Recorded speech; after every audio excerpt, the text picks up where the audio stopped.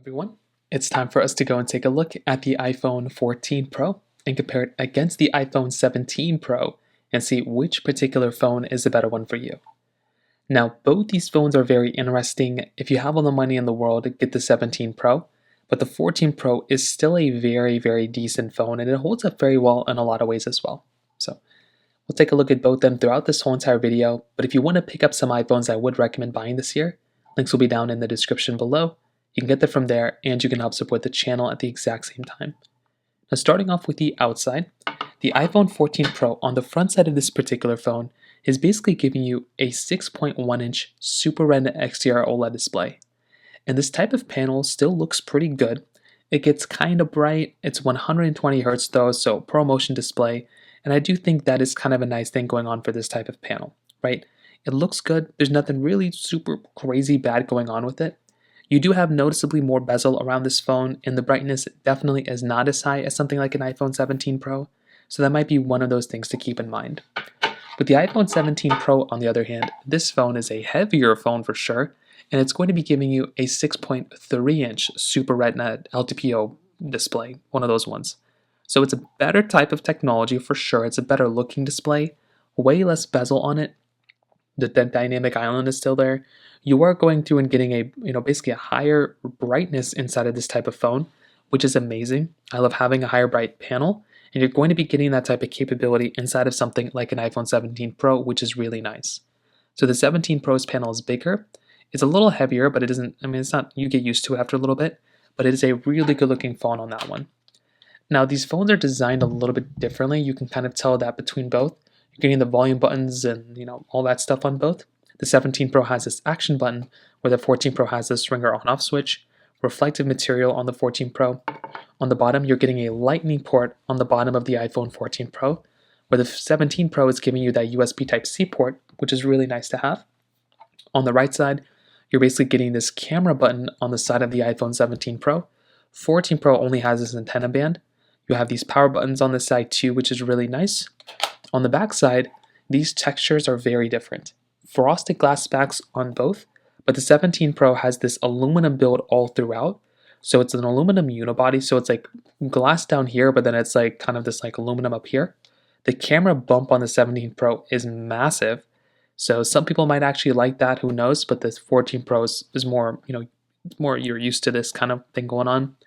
MagSafe capability on both, wireless charging on both. You do have reverse wire charging on the 17 Pro, which is really nice. But that kind of covers it up on the outside. I like both, but the 17 Pro definitely feels like more of a flagship for sure, more so than something like the iPhone 14 Pro. Now, one other thing to keep in mind here is basically price tag. The iPhone 17 Pro is $1,099, basically $1,100. The 14 Pro you can probably buy for significantly cheaper than that. So if you're trying to buy a phone and you're trying to save money, the 14 Pro can probably be bought for like less than $500. In fact, you might be able to find it for maybe even like $300 something if you really negotiate hard enough, but more so around that $400 price tag for something like the 14 Pro. Where the 17 Pro is $1,099 right now, it's probably going to go down in like a year. So kind of keep that in mind when it comes down to it as well. Now let's go and do a speed comparison between both of these phones. The iPhone 14 Pro had that Apple A16 Bionic chip inside of it with 6 gigabytes of RAM actually, where the 17 Pro was giving you the Apple A19 Pro chipset inside with 12 gigabytes of RAM.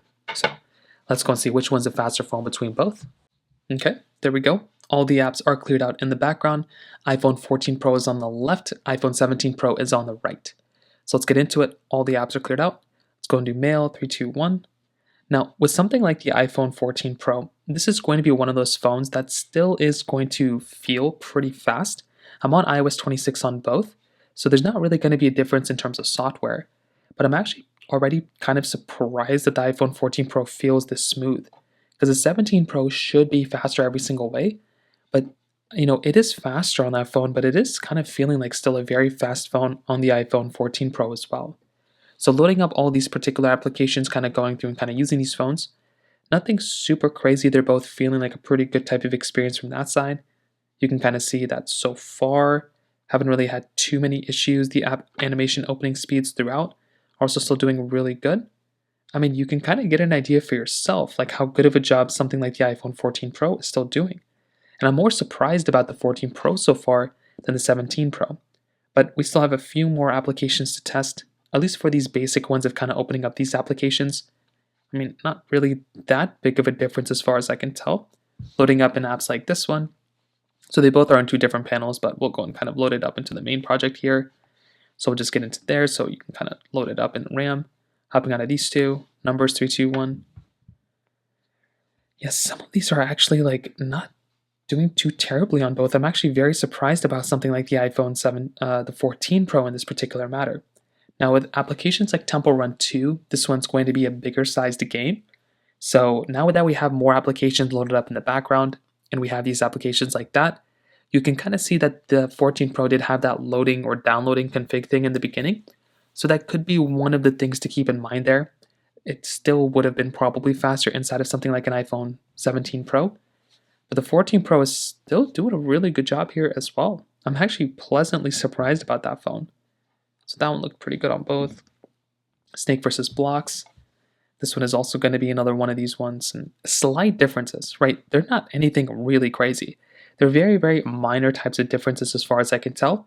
And I don't really think I would go and upgrade from one phone to the other just based off those types of differences, right? Like, yes, the 17 Pro is faster, but it's only slightly faster, it feels like. And like I said, these phones are like very, very they're both very fast. The 17 Pro is giving you like twice the amount of RAM. It's going to be giving you way better performance and everything like that. But I'm still very shocked by how good of a job a phone like the iPhone 14 Pro is actually doing. So from the speed department, that's kind of how I feel about it. From the camera department, this is also going to be another slight difference. So between these two phones, they're both giving you triple camera setups, which is something that I really like having. They're both giving you wide ultra-wide telephoto lenses between both, and I do feel like these types of phones are going to be giving you a really good type of experience. So they're both able to zoom in, zoom out a bunch. Now you're able to do 4K at 60 on the back of both of these, but the iPhone 17 Pro does do 4K at 120, which is nice to have. Now in terms of zooming in and zooming out, you basically have 15x zoom that you can basically zoom in with, which is really, really nice to have. Then you're also able to zoom out 0.5x. So like I said before, being able to zoom in and zoom out that much is a really nice thing to have. And I, for one, I'm a really big fan of that for sure. Now, video mode, cinematic mode, slow mode, you have a lot of these types of modes throughout, which is nice, but it really just doesn't come that close compared to something like the 17 Pro.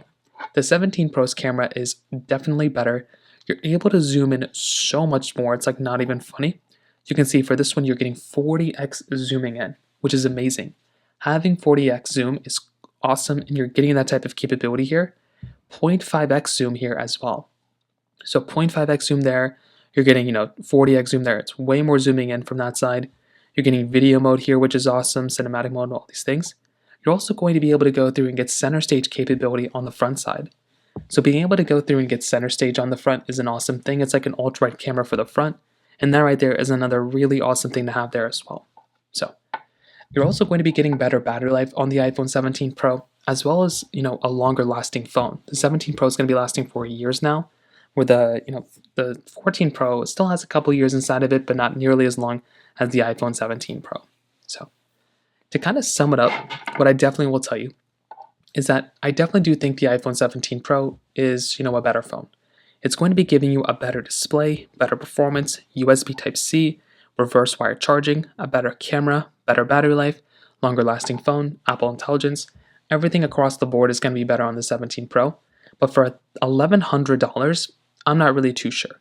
The 14 Pro definitely it's like less than half the cost of an iPhone 17 Pro, but it doesn't feel like less than half the phone. It feels like this is like 75% just as good as the 17 Pro.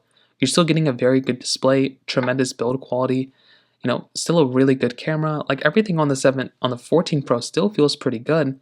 If you're not comparing them side by side, I think you should probably still keep the 14 Pro for like another year, or upgrade to like a 15 Pro or 16 Pro if you really need a better camera and Apple Intelligence. So other than that, that kind of covers it up there for the most part. If you have any other thoughts or questions, please let me know in the comment section below. Hit the like button, that'll mean so much, but definitely hit that subscribe button. More importantly than everything else, I love every single one of you guys. Hopefully I'll catch you guys in the next video. Peace out till then.